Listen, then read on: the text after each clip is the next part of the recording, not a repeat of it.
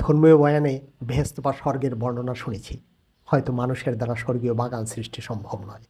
তবে আপনার আমার সামর্থ্যের মধ্যে ছাদ বাগান করে কিছুটা হলেও স্বর্গের স্বাদ দুনিয়াতে পেতে পারি, সেই সাথে প্রকৃতির সেবাও করতে পারি। দেখেন এই জিনিসটা কি নজরুল ভাই, এটা দিয়ে বৃষ্টি হলে ঢেকে রাখেন নাকি? ও আচ্ছা আচ্ছা। পাখি খাই লাইলে জাল দিয়ে ঘুরে রাখি যাতে না খাইতে পারে। ও, আর এইটা করা হচ্ছে দেখেন নেট দিয়ে, নেট, যাতে এর ভিতরে কোনো আটি যখন ফেলা হয় সে আটি যাতে পাখি খেয়ে ফেলতে না পারে, সেই জন্য এক ধরনের নেট দিয়ে একদম শেডের মতো করে একটা জাল জাল করা হয়েছে। এটা একবার করে নিলেই হয়, তাই না? একবার করলে এটা যতবার ফসল ফলায় ততবারই এটা ব্যবহার করা যায়। এবং একটা বিষয় হলো দেখেন, এই যে ড্রামটা করা হয়েছে, একটা ড্রামকে অর্ধেক কেটে তারপরে এটা একটা অর্ধেক করে টপ করা হয়েছে। এবং এটা একটা মানে একটা খাঁচার মতো করে একটা স্টিলের সেট করে সেখানে রাখা হয়েছে। এতে হয় কি, একটি ড্রাম কিনে দুটো টপ তৈরি করা যায় এবং এটা খুবই দীর্ঘস্থায়ী, দীর্ঘদিন এই টব ব্যবহার করা যায়। বলতে গেলে এই ধরনের প্লাস্টিক টব 100 বছরেও নষ্ট হয় না। আবার এই একই আর একটি টব দেখতে পাচ্ছেন, ড্রামটাকে আড়াআড়িভাবে অর্ধেকটা কেটে তৈরি করা হয়েছে। এটাও এক ধরনের প্রযুক্তি, এক ধরনের টবের ব্যবহার। এ বাগানটায় উঠে সত্যি আমি অবাক হয়ে গেলাম, কি ফলায়নি। এটা দেখতে পাচ্ছেন পাট, ছাদ বাগানের টবে পাট, এটা হলো ঝিঙে। সত্যি লোকটার রুচি আছে। এবং সব গাছ, সব সবজি গাছ এবং অন্যান্য গাছগুলো প্রত্যেকটা অত্যন্ত সতেজ। কোনো একটি গাছ দেখলে মনে হয় না যে এটা ছাদ বাগানের গাছ, মনে হয় যে মাটিতে হয়েছে।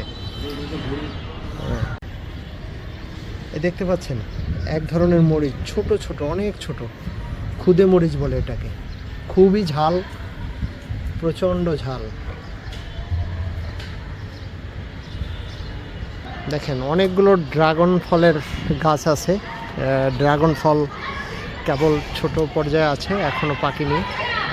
গাছের ডালে ডালে ড্রাগন ফুলছে। এই যে দেখেন একটু পরপরই, একটু কাছাকাছি অনেক ড্রাগন। ছাদ বাগান যে শুধু নিজেদের সুবিধার জন্য তা নয়, এই ছাদে যে গাছগুলো হয়, এই গাছের কারণে পরিবেশের ভারসাম্য রক্ষা হয়। আমরা শহরের বাড়িতে অনেক সময় গাছগাছরা দেখি না, যারা এভাবে ছাদ বাগান করেছেন তাদের কারণে আমরা কিছুটা হলেও অক্সিজেন পাচ্ছি। এই যে দেখতে পাচ্ছেন, এটা দুন্দুল গাছ, ছাদ বাগানে দুন্দুল গাছ। এগুলো সাধারণত জংলা এলাকায় গ্রামে হইতো, এখন দেখেন সেটা ছাদে ফলানো হচ্ছে। অসাধারণ। প্রায় প্রতিটা ছাদই দেখা যাচ্ছে। আমি ছাদ বাগান থেকে এক ছাদ বাগান থেকে আর এক ছাদ বাগানের ছবি দেখতে পাচ্ছেন। ইদানিংকালে যারা বাড়িওয়ালা তারা অনেকেই এই ছাদ বাগান করতেছেন। এটা অত্যন্ত ভালো একটা উদ্যোগ, দেশের জন্য, আবহাওয়ার জন্য, জীববৈচিত্র্যের জন্য, প্রকৃতির জন্য খুবই একটা ভালো বিষয়।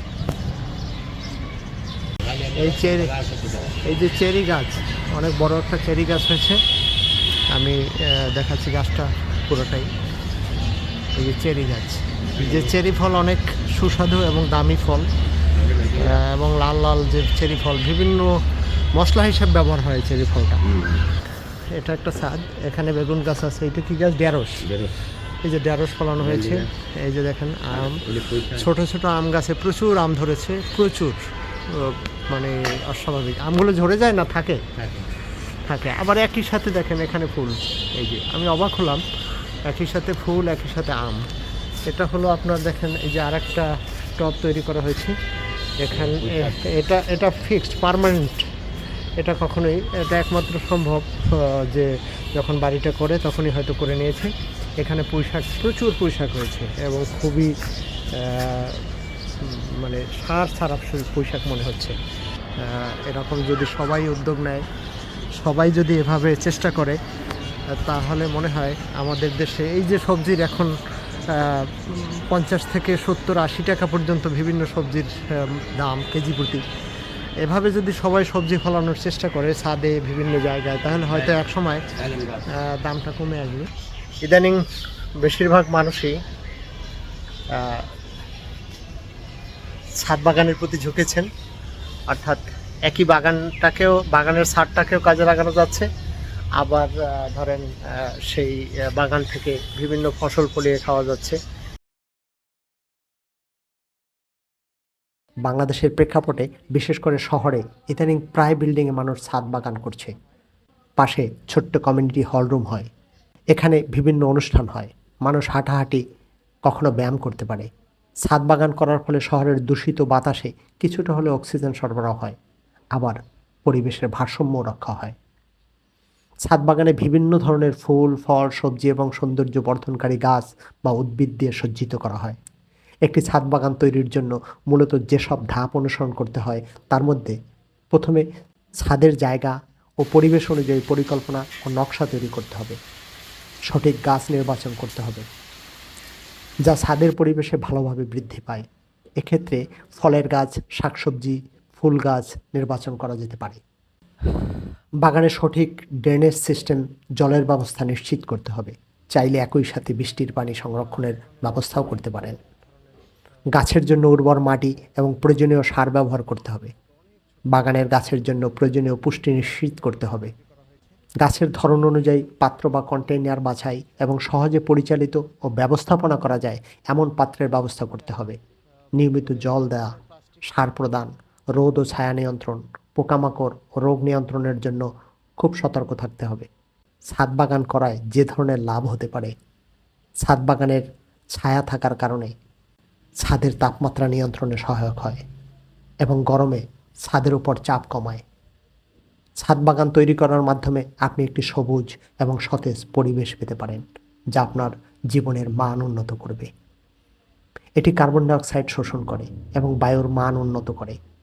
ছাদের বাগানের পরিবেশের উন্নয়ন, স্থাপত্য ও নান্দনিকতার কারণে স্বাস্থ্য ও মনের প্রশান্তি বাড়ে। একই সাথে অর্থনৈতিক সুবিধা লাভ করা যায়।